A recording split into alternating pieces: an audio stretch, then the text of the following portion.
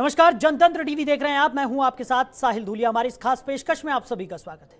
तो हरियाणा विधानसभा के बजट सत्र के दौरान 10 मार्च को पंजाब के अकाली विधायक विक्रमजीत मजीठिया और अन्य 8 विधायकों ने मुख्यमंत्री मनोहर लाल खट्टर को काले झंडे दिखाए और प्रदर्शन किया।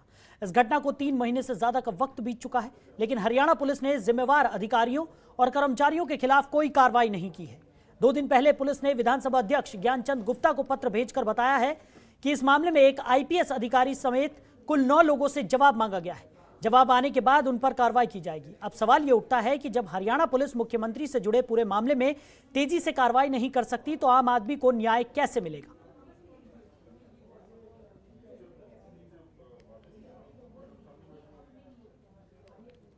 तो 10 मार्च को सीएम के खिलाफ प्रदर्शन का यह पूरा मामला है, जहां पर अकाली विधायकों ने सीएम के खिलाफ नारेबाजी की थी, काले झंडे उन्हें दिखाए थे। तो जोरदार प्रदर्शन भी यहां पर अकाली विधायकों की तरफ से किया गया था। उसी को लेकर अब तक प्रशासन ने किसी तरह की कोई कार्रवाई नहीं की है, जिस पर सवाल उठाए जा रहे हैं।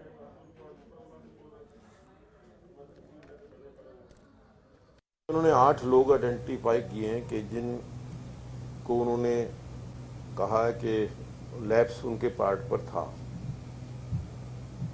लेकिन मुझे लगता है कि अगर साथ में एक्शन टेकन रिपोर्ट आती कि उनके खिलाफ क्या कार्रवाई की गई है, तो रिपोर्ट के अंदर ज़्यादा स्पष्टता नज़र आती। मैंने टेलीफोन से बात की है कि मुझे उनके नाम, जिन लोगों के खिलाफ कोई कार्रवाई हो रही है और क्या उनकी पोस्ट है, या कांस्टेबल ही हैं या हेड कांस्टेबल हैं, कोई एएसआई है, एसआई है, उनका पूरा वो पता तो लगे कि कहाँ जो लैप्स हुआ है। करना तो हमने जब पिछले मैंने बताया ना कि 6 या 7 पॉइंट लिख करके दिए थे कि रीजन के ये लैप्स क्यों है, कहाँ किसकी गलती है, उसको वो बताएं और उसके बाद उनके ऊपर जहाँ पर भी लैप्स हुआ है।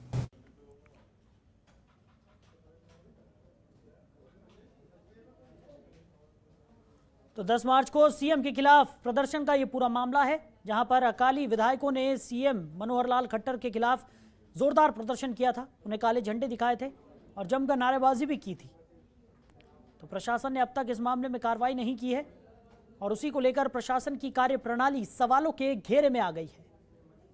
लगातार ये सवाल उठ रहे हैं कि जब सीएम से जुड़े हुए मसले पर ही प्रशासन मुस्तैदी नहीं दिखा रहा है, तो आम आदमी को आखिर न्याय कैसे मिलेगा? तो 10 मार्च की यह घटना है। अकाली विधायकों ने जोरदार प्रदर्शन किया था, सीएम मनोहर लाल खट्टर को काले झंडे दिखाए थे, जमकर नारेबाजी की थी और उसी प्रकरण में अब तक प्रशासन की तरफ से कोई कार्रवाई नहीं की गई है। तो हरियाणा विधानसभा के बजट सत्र के दौरान 10 मार्च को यह घटना घटित हुई थी, जब पंजाब के अकाली विधायक विक्रमजीत मजीठिया और अन्य 8 विधायकों ने मुख्यमंत्री मनोहर लाल खट्टर को काले झंडे दिखाए और प्रदर्शन किया। इस घटना को 3 महीने से ज्यादा का वक्त बीत चुका है, लेकिन हरियाणा पुलिस ने जिम्मेदार अधिकारियों और कर्मचारियों के खिलाफ अब तक कोई कार्रवाई नहीं की है। तो 2 दिन पहले पुलिस ने विधानसभा अध्यक्ष ज्ञानचंद गुप्ता को पत्र भेजकर बताया कि इस मामले में एक आईपीएस अधिकारी समेत कुल 9 लोगों से जवाब मांगा गया है।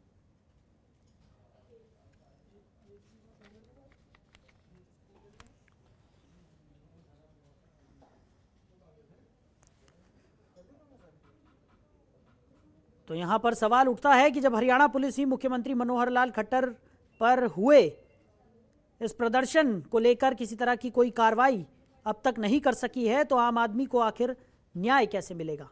10 मार्च की यह घटना है। सीएम मनोहर लाल खट्टर के खिलाफ ये प्रदर्शन किया गया था। अकाली विधायकों ने काले झंडे उन्हें दिखाए थे, साथ ही साथ जमकर नारेबाजी भी की थी।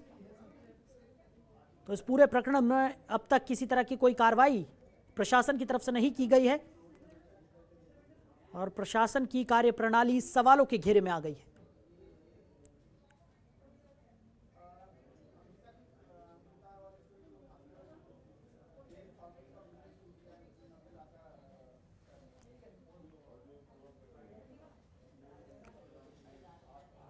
तो इसी पूरे प्रकरण पर ज्यादा चर्चा के लिए तमाम मेहमान हमारे साथ जुड़ गए हैं।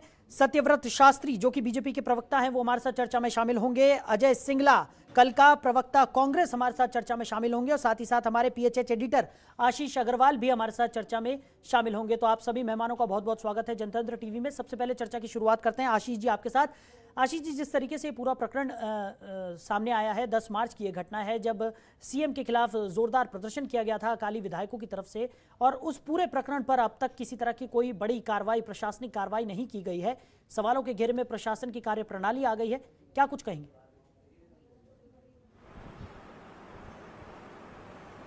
बिल्कुल साहिल, देखिए अपने आप में बहुत संवेदनशील ये मामला है, क्योंकि जब भी कोई घटना सीधे मुख्यमंत्री से जुड़ जाती है तो उसकी संवेदनशीलता का अंदाजा लगाया जा सकता है कि पूरा का पूरा सिस्टम उस घटना के साथ अपने आप जुड़ जाता है। 10 मार्च का ये पूरा प्रकरण है जब विक्रम सिंह मजीठिया के साथ 8 अन्य अकाली विधायक इस पूरे मामले के अंदर जो है वो किसान आंदोलन को लेकर प्रदर्शन करते हैं और काले झंडे दिखाते हैं, और उसके साथ साथ वो दूसरी तमाम अपना चीजों पर भी जाने का प्रयास करते हैं। लेकिन सबसे बड़ी चीज इसके अंदर समझने वाली ये स्थिति है कि 10 मार्च के बाद 10 जून गुजर चुकी है, यानी कि चौथे महीने में हम प्रवेश कर चुके हैं। 3 महीने का समय गुजर चुका है, और 3 महीने गुजरने के बावजूद भी अभी तक मामले के अंदर जो एक्शन था वो नहीं लिया गया।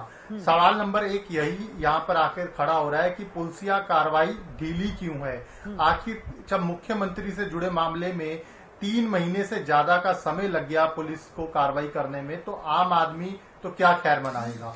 दूसरा बड़ा मुद्दा इस पूरे प्रकरण में ये है कि विधानसभा के स्पीकर पहले दिन से, घटनाक्रम वाले दिन से लगातार खुद इस पूरे मैटर को टेकअप कर रहे हैं। जो बीते रोज भी रिपोर्ट आई उसके ऊपर उन्होंने अपनी असंतुष्टि जाहिर की है, और यहां तक बात निकलकर सामने आ रही है कि उस रिपोर्ट से वो असंतुष्ट हैं, क्योंकि उस रिपोर्ट में 8 जिन लोगों का जिक्र किया गया है उनके बारे में विस्तृत जानकारी नहीं दी गई है कि उनका रैंक क्या है, किस स्तर के अधिकारी हैं, क्या उनके ऊपर एक्शन लिया गया है।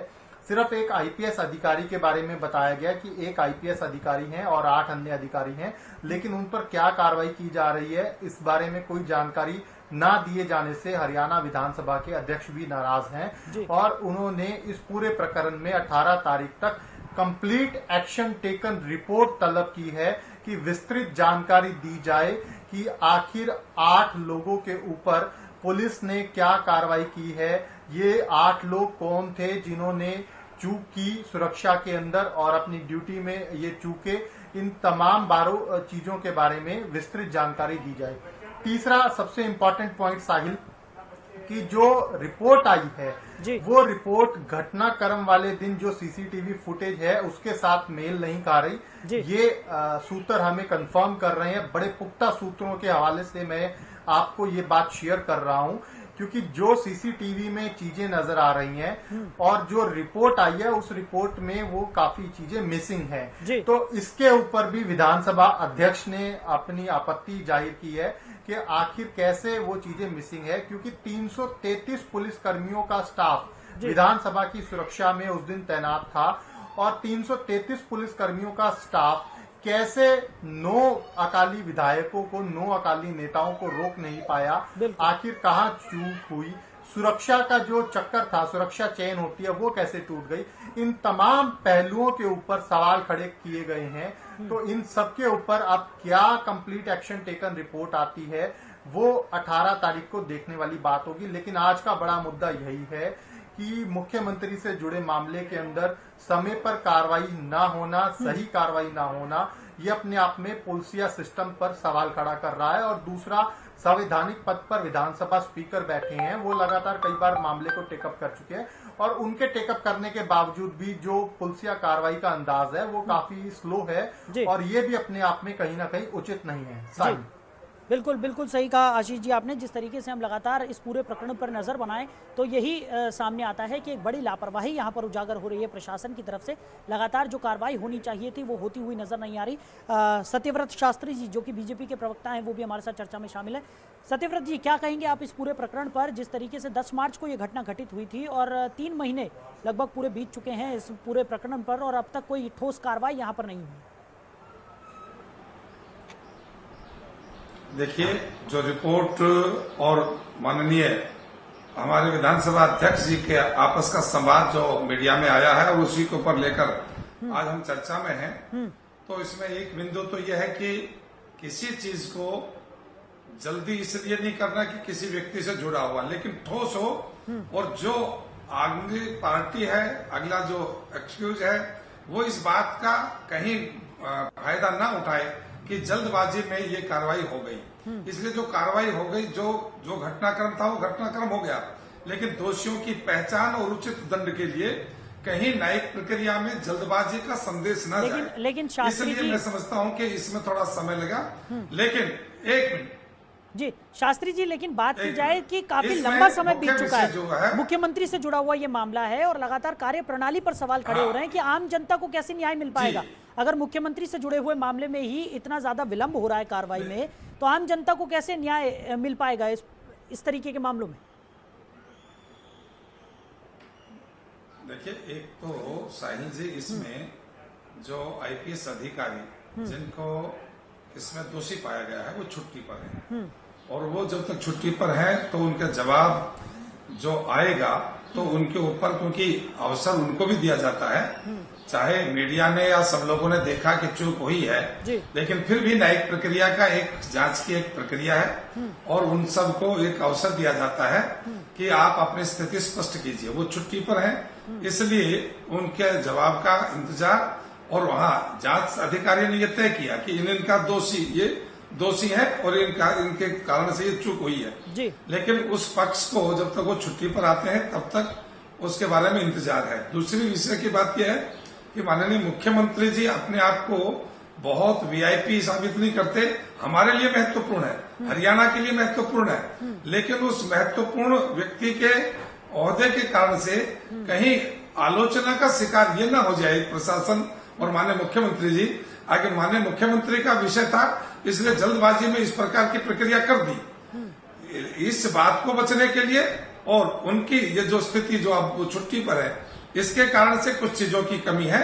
लेकिन मुझे लगता है कि जब माननीय विधानसभा अध्यक्ष जी ने ये 18 तारीख का जो समय दिया है, उस समय तक पुलिस अपनी ये सारी स्थिति स्पष्ट कर देगी और उसके बाद ये मामला जो दोषी होगा उसको दंड मिलेगा और हम सबके सामने उसका परिणाम भी दिखाई देगा। जी शास्त्री जी, लेकिन यहाँ पर बात जल्दबाजी की नहीं है, बात यह है कि जनता तक कैसा संदेश जा रहा है, क्योंकि जो प्रशासन की कार्य प्रणाली है वो बहुत ज़्यादा यहाँ पर ढिलाई बरतते हुए यहाँ पर नजर आ रही है। कि बहरहाल हम इसका भी जिक्र करेंगे आगे। अजय सिंगला जी कलका, जो कि कांग्रेस के प्रवक्ता हैं, वो भी हमारे साथ चर्चा में शामिल है।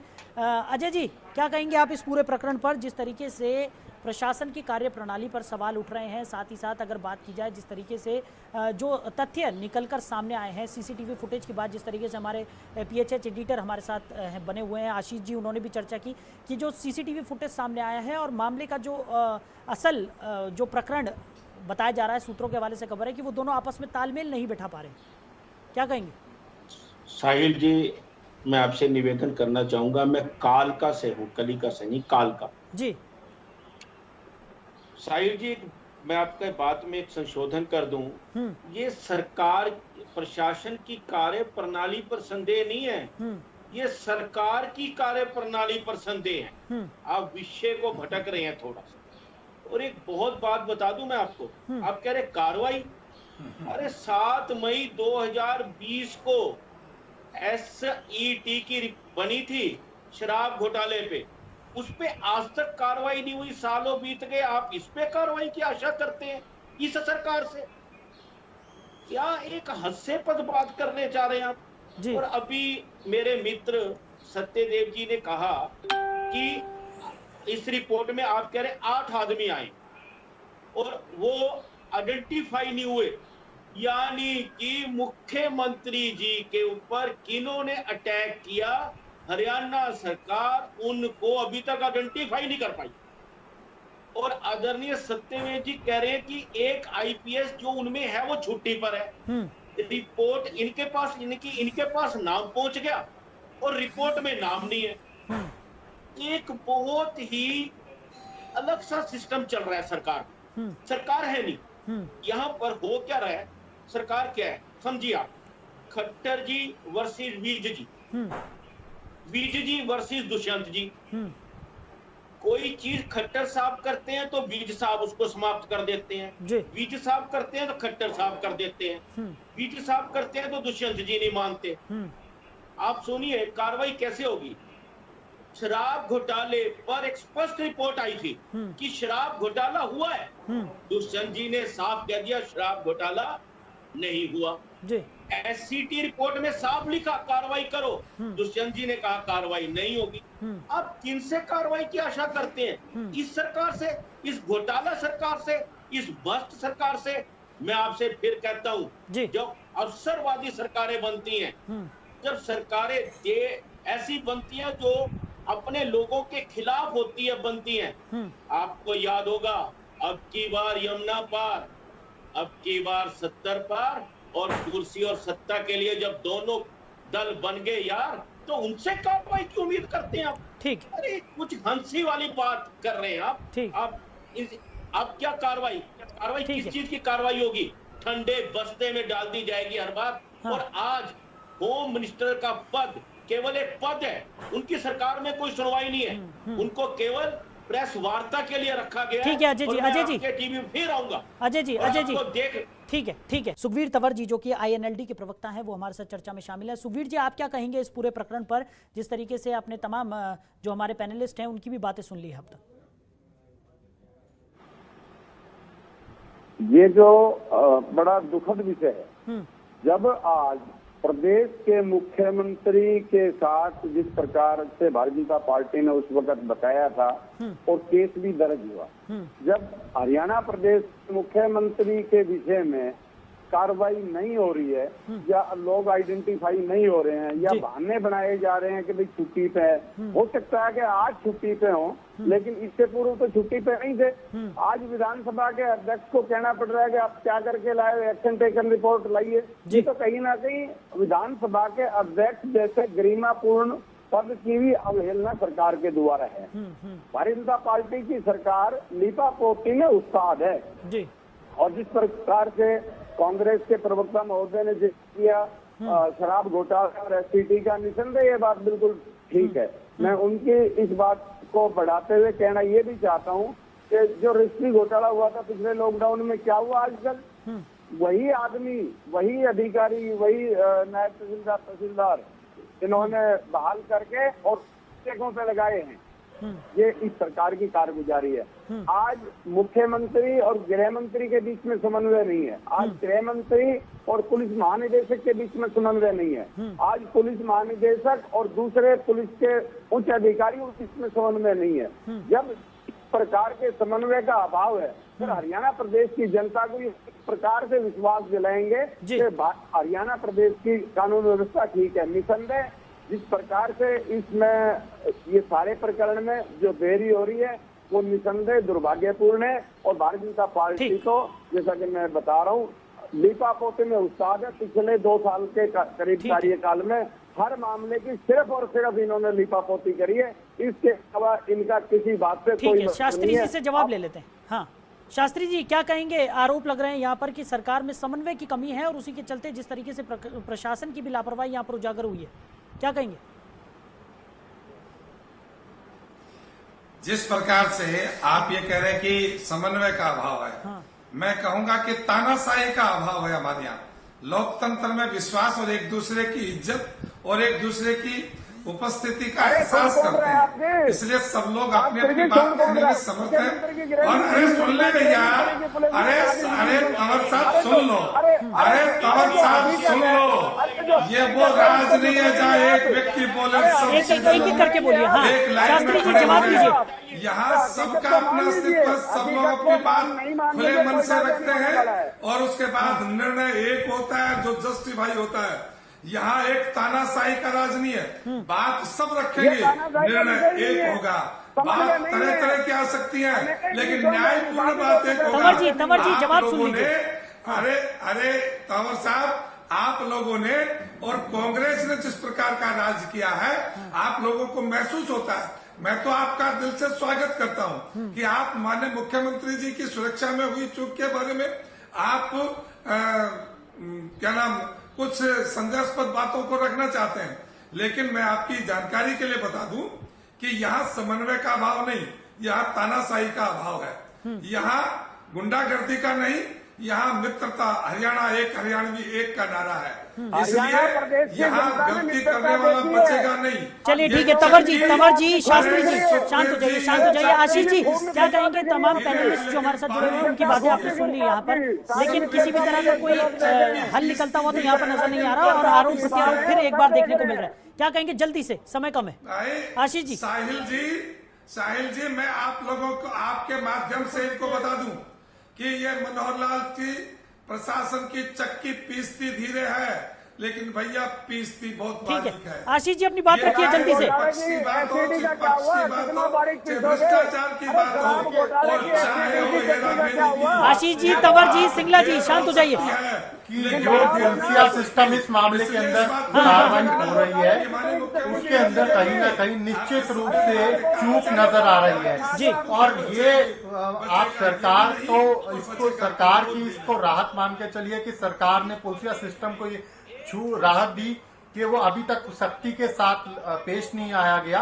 अदरवाइज जिस तरीके से इस मामले के अंदर विधानसभा स्पीकर ने भी सवाल उठाए हैं वो बहुत गंभीर हैं और जो सीसीटीवी फुटेज के हिसाब से रिपोर्ट मेल नहीं कर रही वो भी कहीं ना कहीं इसमें बड़े सवाल खड़े होते हैं। जी चलिए, समय की कमी के चलते इस चर्चा को हमें यही विराम देना होगा। तो तमाम मेहमान हमारे साथ जुड़े होते हैं, आप सभी मेहमानों को हमारे साथ जुड़ने के लिए बहुत बहुत शुक्रिया। तो 10 मार्च का ये पूरा प्रकरण है जहां सीएम के खिलाफ प्रदर्शन किया गया था और काले झंडे सीएम को दिखाए गए थे। उस पूरे मामले में अब तक किसी तरह की कोई ठोस कार्रवाई प्रशासन की तरफ से नहीं की गई, जो कि सवाल यहां पर खड़े कर रहा है प्रशासन की कार्यप्रणाली पर, और उसी पर हम चर्चा कर रहे थे। तो फिलहाल इस खास पेशकश में इतना ही। आप बने रहिए और देखते रहिए जनतंत्र टीवी। नमस्कार।